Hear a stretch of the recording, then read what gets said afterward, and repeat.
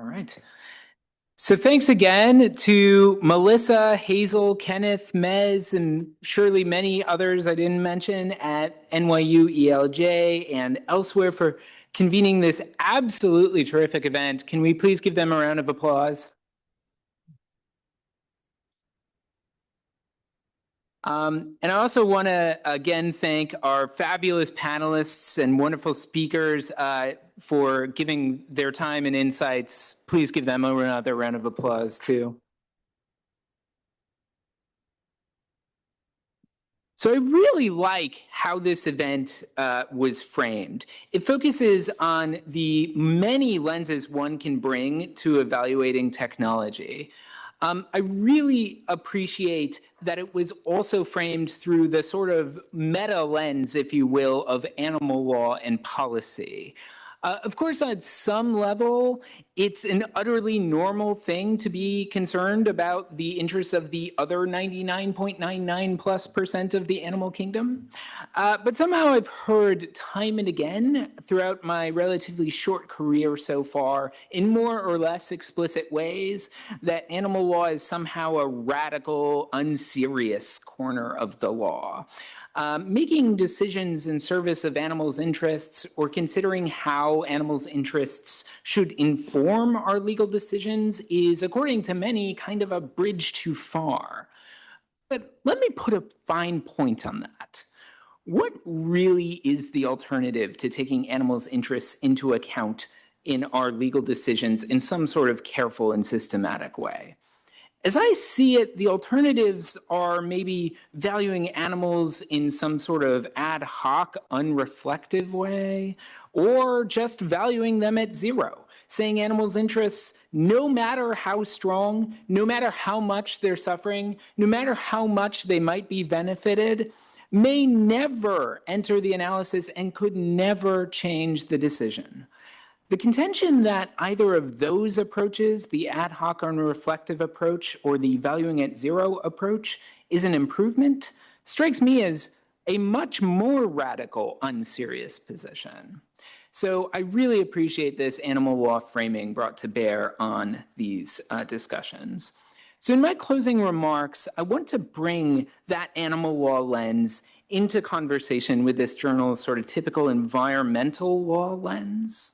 So this event has emphasized to me that technological innovation affects and is affected by animals and animal-related policies. And of course, technological innovation also affects and is affected by the environment and environmental policies.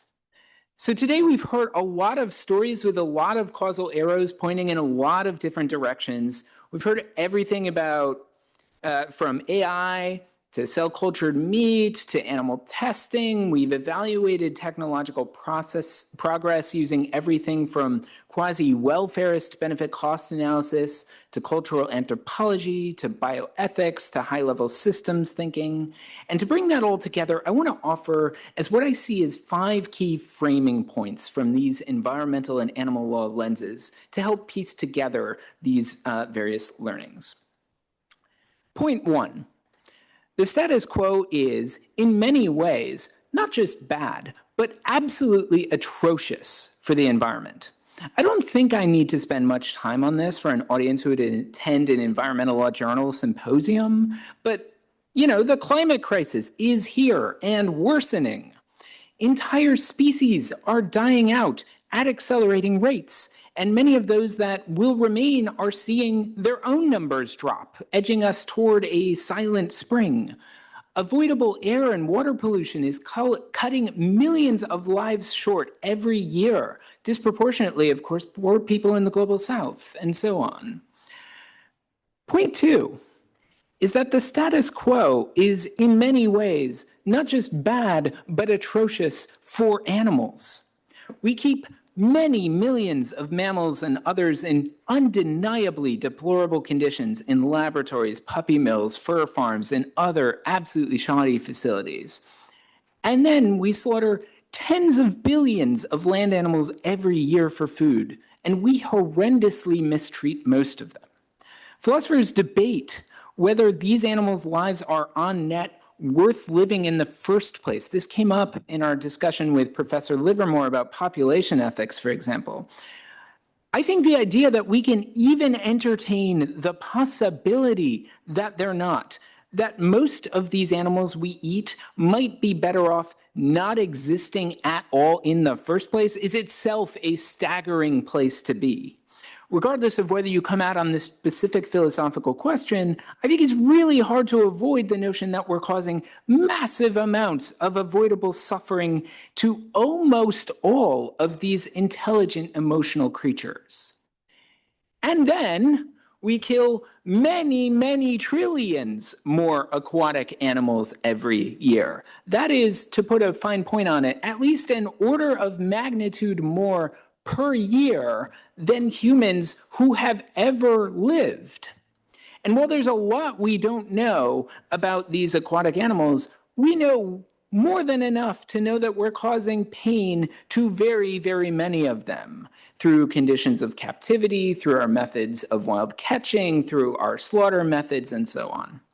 And then we harm an unfathomable number of wild animals, an uncounted, perhaps bordering on uncountable number of wild animals every year through our practices like deforestation, wildlife trading, and so on. So point one was that the status quo is in many ways atrocious for the environment. Point two, that the status quo is in many ways atrocious for animals. Point three is that these two crises are related. On one hand, environmental calamities exacerbate the problems for animals. As we well know, climate change ruins entire habitats. It kills individual animals. Local pollution makes entire once vibrant regions uninhabitable. And on the other hand, the things we do to animals worsen these environmental crises. Industrial animal agriculture and the land changes that accompany it cause huge emissions of greenhouse gases and local pollutants. The numbers are debated, but it's at least, I don't know, something like a sixth of the total climate crisis. And how we catch and trade wild animals decimates local ecosystems. It is tempting to then conclude that actions that help along one of these two dimensions help along both dimensions. And that is often true, but that cannot be taken for granted. And in fact, at times, actions that help through one of these lenses can be not just worse, but much, much worse through the other lens. For instance, moving toward more humane free-range meat can spell many-fold increases in the food's carbon footprint. And moving away from, say, higher polluting foods like beef and pork can mean we need to kill not just some more, but maybe hundreds of times more animals like chickens and fish to get at the same number of calories or kilograms of food. So point four, we need to solve these problems. And technological change has to be part of that solution.